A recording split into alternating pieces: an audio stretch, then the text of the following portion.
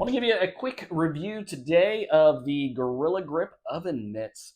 We recently had to replace the oven mitts that we typically use in our house because they got some spaghetti on them and our dogs ate them. So looking in the market for some new mitts and stumbled upon these, and man, we have really loved these. A handful of things I like about them. Number one, they are made out of silicone on the outside, which means they're so much easier to clean than our old school oven mitts. They get something on them like spaghetti, you just rinse them off. You're done. It's over. I don't know why we didn't grab a few of these before. It makes cleanup such an easy job.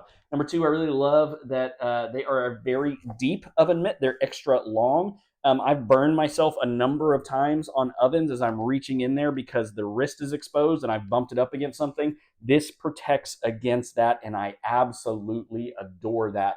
The next thing I love is it does have a cotton lining built in, and so the combination of the silicone on the outside and the cotton on the inside means it's not super thick. It's not overly thick, but it is a high heat resistance oven mitt. I believe it's up to about like 500 degrees, which is just insane.